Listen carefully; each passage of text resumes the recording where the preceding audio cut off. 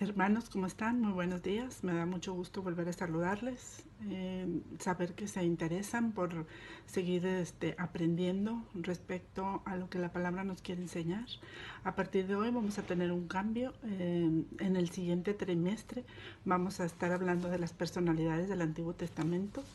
La serie de estudios para los siguientes meses considera a personas que vivieron y actuaron durante durante los años cuya historia aparece en el Antiguo Testamento.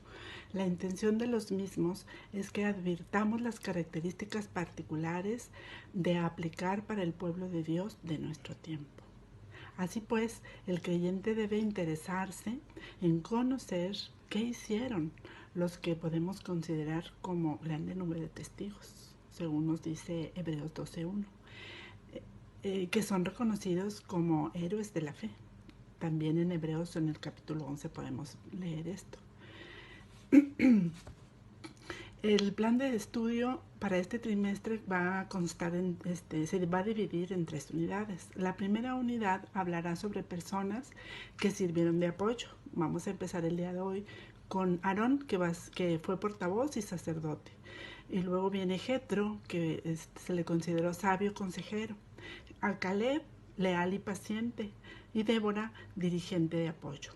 En la segunda unidad se hablará sobre personas que escogieron sus prioridades.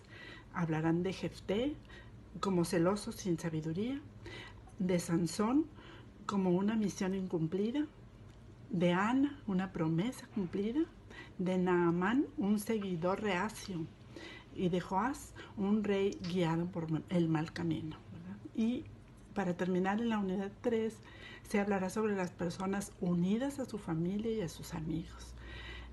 Van a tratar los temas de Noemí y Ruth, cómo compartieron lealmente sus vidas, Jonatán y David, que fueron amigos leales, a Mardoqueo y Esther como desafío y entrega, y a Miqueas, que propone el dirigente para su pueblo.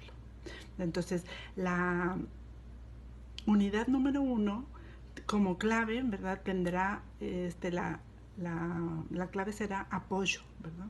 Que es donde vamos a iniciar nosotros. La segunda unidad se regirá por el significado que para el pueblo de Dios debe de tener el verbo escoger. Y la tercera unidad nos presenta estudios bajo la idea de relaciones con familiares o amigos, las que bien fundadas serán de bendición para los participantes. Entonces, esto es lo que se va a estar viendo durante las próximas clases. Espero que ustedes estén bien puestos y dispuestos para compartir, ¿verdad? Para escuchar, para aprender junto conmigo y con las personas que me sigan para compartir estas lecciones. Vamos a orar para iniciar con la clase de hoy. Te damos muchas gracias, Señor, por tu presencia en nuestras vidas. Gracias por el cuidado que has tenido hasta hoy de nosotros, Señor, porque nos has mantenido en la paz, en la calma, Señor, de sabernos cuidados y protegidos por ti. La sangre poderosa de tu Hijo Jesucristo nos tiene sanados, Señor, de toda enfermedad, de toda dolencia, Padre. Gracias, Señor, porque como hijos tuyos vivimos y vamos a tu palabra, Señor, con la confianza de saber que ahí encontramos la respuesta para todas las dudas, para todas las situaciones difíciles o complicadas, para toma de decisiones, Señor, en todo, Padre Santo. Sigue siendo tú quien lleva el timón de nuestras vidas, Padre, que sintamos, Señor, tu presencia día con día y que el día de hoy, Padre, tú te manifiestes a través de la vida de Aarón, Señor, y que nos enseñes, Padre, lo que tú quieres, Padre, que nosotros sepamos en este momento para poder aplicarlo a nuestro diario vivir. Quédate con nosotros, Señor, y gózate igualmente, Padre, porque el día de hoy pues habrá palabra también de parte tuya. Es un pastor nos la va a compartir, que sea también de edificación, que sea de parte tuya, Señor. Gracias, Señor, por todo tu amor. En el nombre precioso de tu Hijo Jesucristo. Amén. Muy bien. Muy bien, hermanos. Como les comentaba, el día de hoy vamos a ver la primera lección de la primera unidad y se trata de Aarón como portavoz y sacerdote. Aarón no fue perfecto, pues cometió dos grandes faltas. Levantar un altar ante el becerro de oro, esto lo encontramos en el Éxodo 32:5, y murmurar contra Moisés. También lo encontramos ahí en Números 12:1. Así aprenderemos que Dios puede usar a ministros imperfectos, pero dispuestos a someterse a su voluntad. En el trabajo de la iglesia todos tenemos oportunidad de servir y todo servicio es de valor.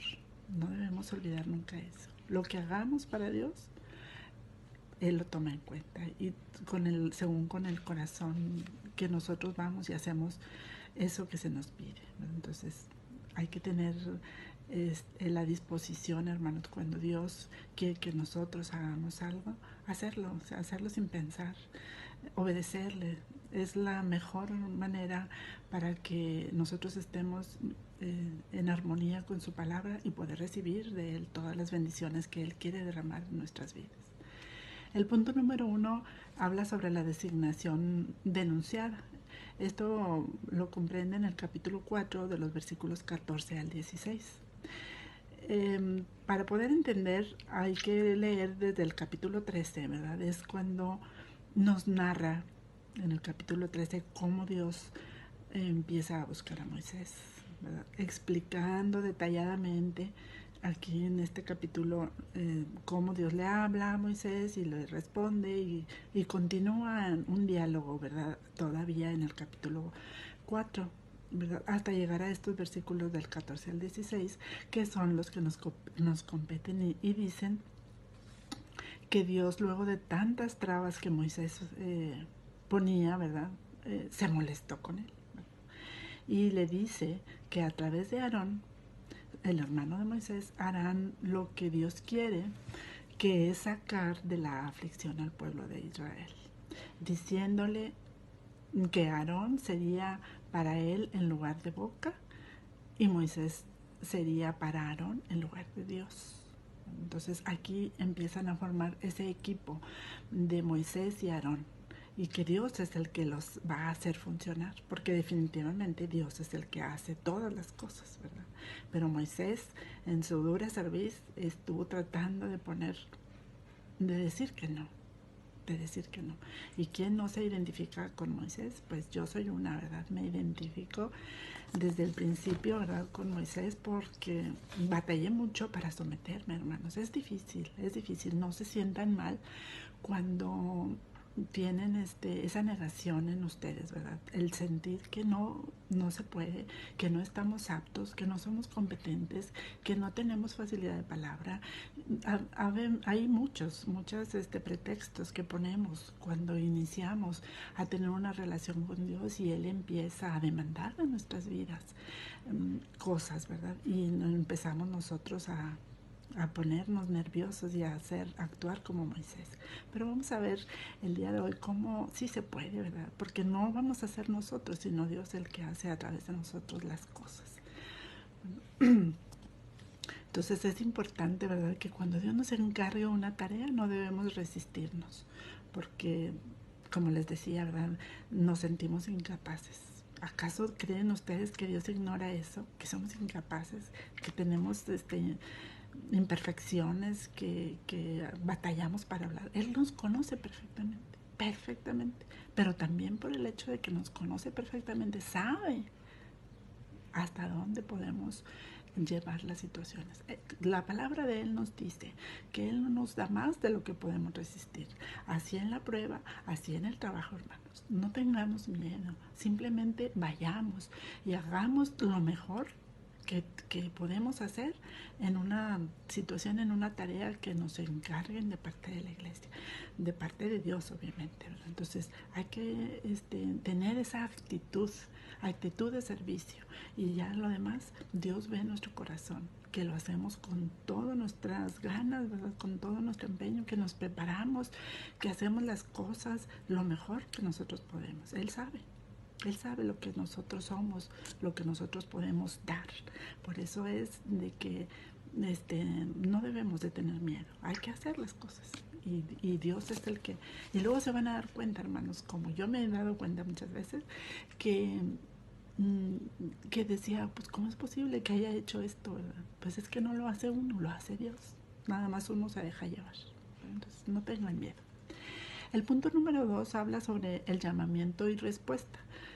Esto son los capítulos, en el capítulo 4, los versículos del 27 al 30, ¿verdad? El llamamiento y respuesta. Aquí vemos cómo Dios visita a Aarón y lo prepara para su encuentro con Moisés, ¿verdad? Sabemos que estaban separados porque Moisés tuvo que salir huyendo de Egipto, ¿verdad? La historia ya la debemos de saber.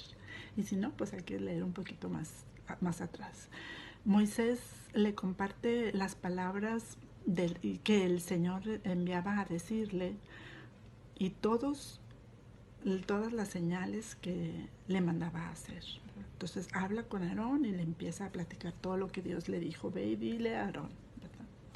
Vemos cómo un colaborador se le debe hacer saber, o sea, con claridad y confianza los detalles de la tarea en la cual se espera su cooperación. Después de explicarle, fueron y reunieron a todos los ancianos de los hijos de Israel. Ahí en el versículo 29 dice eso, ¿verdad? Que reunieron a todos los ancianos. Para luego comunicarles a todo el pueblo. O sea, primero habló con Aarón, Moisés, y le explicó lo que Dios le había dicho.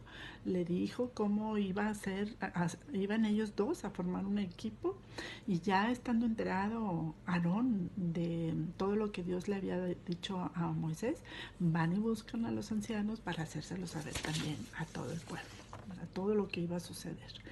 En el versículo 30 dice que habló Aarón acerca de todas las cosas que Jehová había dicho a Moisés e hizo las señales delante de los ojos del pueblo. Entonces él compartió ahora con el pueblo todas las cosas que Moisés le había dicho, que el Dios le había dicho a Moisés, e hizo las señales también como había quedado, ¿verdad? Yéndonos un poquito atrás, en el versículo 17 leemos que Dios dijo a Moisés: lleva en tu mano esta vara con la cual harás las señales. Y vemos en el versículo 31 que el pueblo creyó y adoró. Entonces creyeron después de ver todo lo que hicieron Moisés y Aarón. Le creyeron a ellos y adoraron a Dios, por supuesto. Muy bien, vamos al punto número 3, que es el colaborador en funciones. Esto viene en el capítulo 17 de Éxodo, estamos en Éxodo, los versículos del 9 al 13. Israel había sido testigo del poder inigualable del Señor. Endulzó el agua de Mará, les dio maná e hizo que de la roca de Refidim brotara agua. Él hizo muchas señales, realmente grandes señales. Sin embargo, se atrevieron a preguntar: ¿está el Señor entre nosotros o no? Dudaron todavía. Dios mío. De veras que es tan difícil, tan complicado. Cuando nosotros estamos viviendo una prueba, hermanos, difícil, y cómo dudamos de Dios constantemente. Qué difícil es creerle a Dios. Creemos en Dios, pero no le creemos completamente. Batallamos para creerle. Para demostrar su posición, el Señor permitió que los amalequitas presentaran guerra contra Israel. ¿Verdad? En el versículo 9 dice: y dijo Moisés a Josué: escógenos varones y sal a pelear contra Amalec. Mañana yo estaré sobre la cumbre del collado y la vara de Dios en mi mano.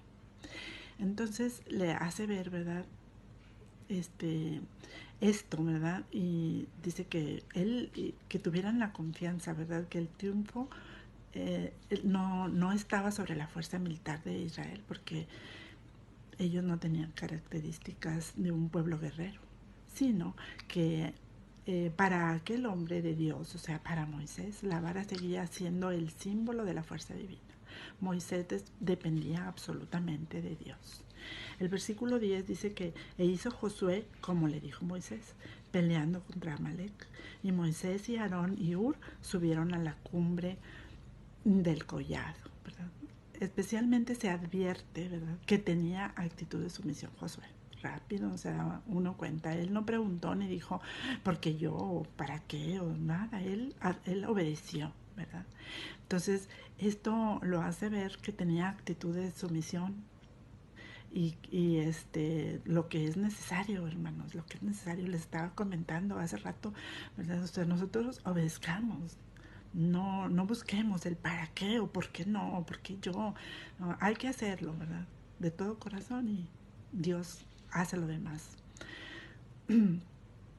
Aunque no era necesario para el siervo de Dios llevar a Aarón a la cumbre, pues lo lleva, porque ya Moisés había comprendido que la colaboración de su hermano era efectiva no solo como portavoz, sino también como punto de apoyo a toda situación importante. Y esta era una situación importante.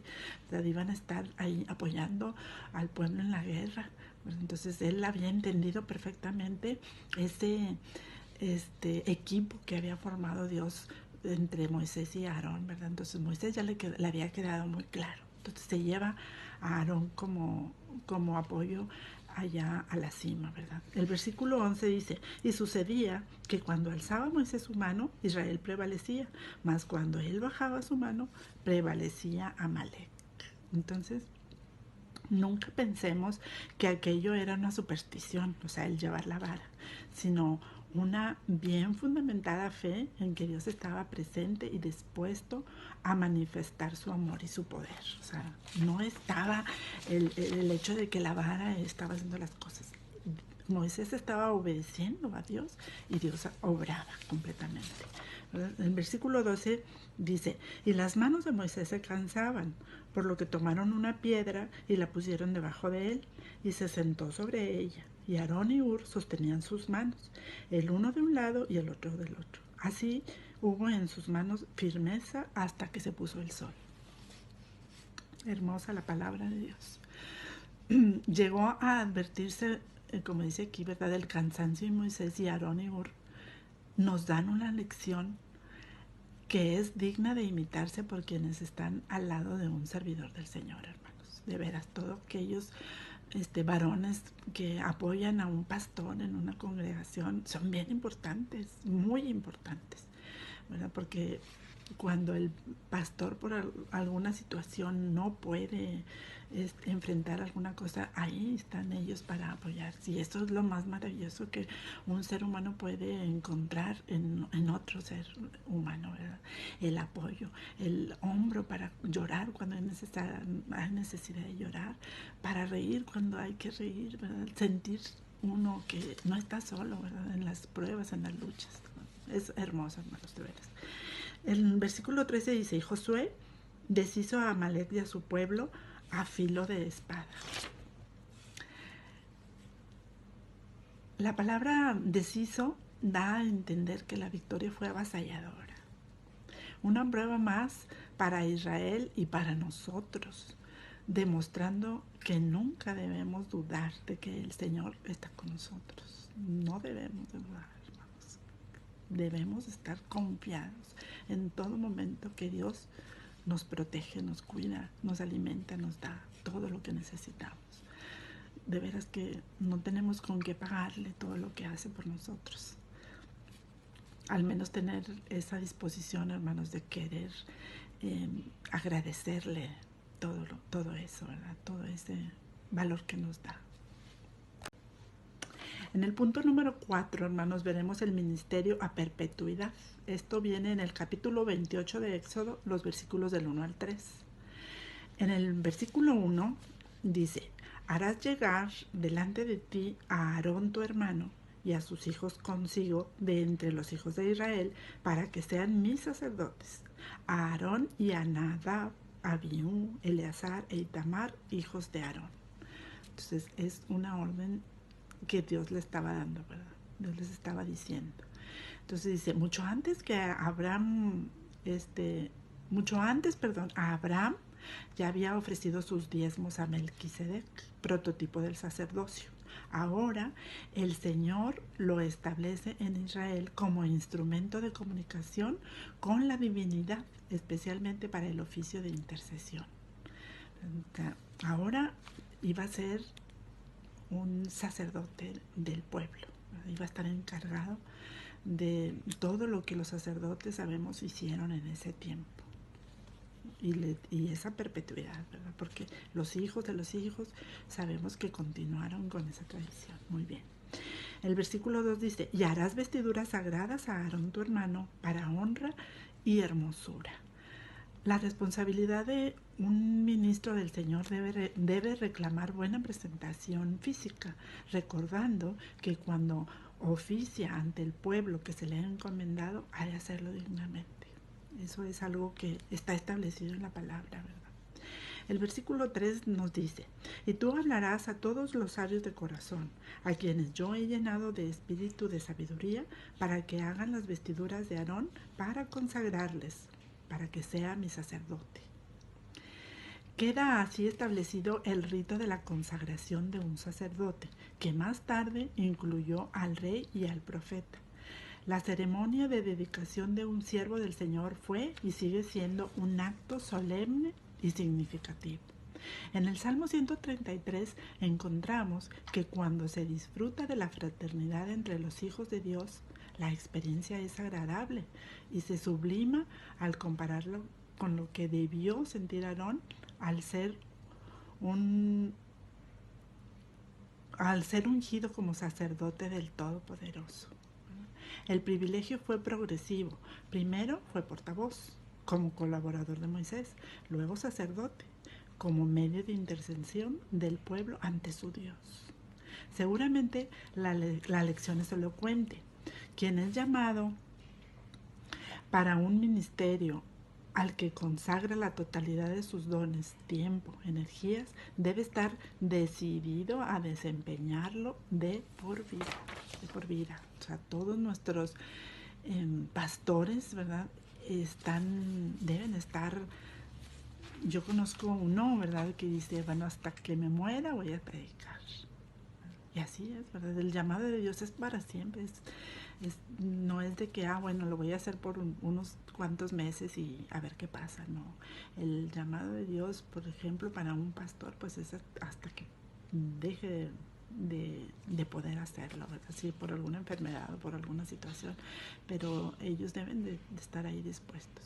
Entonces, todo lo que sea servicio para Dios siempre va a redundar en una bendición para el que lo hace, para el que obedece, para el que pone toda su disposición, hermanos, en las manos de Dios, porque a final de cuentas, como les decía, Dios es el que hace las cosas, no nosotros. Dios nos da la palabra, Dios nos da la gracia, ¿verdad?, delante de las personas para llegar a sus corazones, ¿verdad? El Espíritu de Dios que mora en nosotros es el que hace la labor. Nosotros nada más pues somos el instrumento, ¿verdad? Y debemos de permitirnos ser ese instrumento para edificar a otras personas, para ayudarlas, para que conozcan también del Evangelio, para que sepan todas las maravillas que Dios puede hacer en sus vidas, que podemos tener un cambio total a partir de que confiamos en que Dios hace de nuestra vida algo maravilloso, ¿verdad? Claro que vamos a tener pruebas, no quiere decir, y no les estoy haciendo creer, que el venir a Cristo y creer en Él y depositar su confianza totalmente en Él les va a hacer felices por siempre y para siempre. No, hermanos. La vida cristiana es difícil, hay luchas y pruebas, ¿verdad? Pero Jesucristo nos dice, ¿verdad? Pero confiar, yo ya he vencido al mundo, ¿verdad? O sea, nosotros podemos venir, dejarle todas nuestras aflicciones, nuestras luchas, nuestros problemas a Dios y Él hace las cosas. Nosotros nos encargamos de lo que Él quiere que nosotros hagamos. Y así siempre vamos a recibir una bendición. Entonces, no tengamos miedo, seamos valientes, servidores de apoyo, ¿verdad? Por ejemplo, Aarón, ¿verdad? Aquí el protagonista es Moisés, porque Moisés es el que hablaba con Dios y todo, pero Aarón tuvo una importante misión. Él como servicio de apoyo, pues fue también grandísimo, porque a final de cuentas sabemos que fue el que enfrentaba a Faraón, hablaba con él y todas las cosas, ¿verdad? Entonces, no hay el ministerio pequeño para Dios, nadie, nadie. Cualquier cosa que hagamos para el Señor, haciéndola de todo corazón, va a redundar en una bendición para nuestras vidas. No dejemos pasar, hermanos, ninguna oportunidad de servicio. Nada, nada, hermanos, de verdad va a ser más grande y más maravilloso que aportar un granito de arena para el ministerio del Señor, y de veras que vamos a recibir cosas multiplicadas al 100 por 1. No se cansen, hermanos, de veras de intentar y de intentar. Y aquel que no lo ha intentado, hágalo, no tenga miedo. No le tenga miedo a nada ni a nadie. A esa voz que a veces tenemos dentro de nosotros diciéndonos, no vas a poder, no vas a poder. Pero sí, hermanos, porque no somos nosotros, acuérdense. Es Dios obrando por medio de todo aquel que quiera permitir ser usado como vaso de honra para el servicio del Señor. Que Dios los bendiga.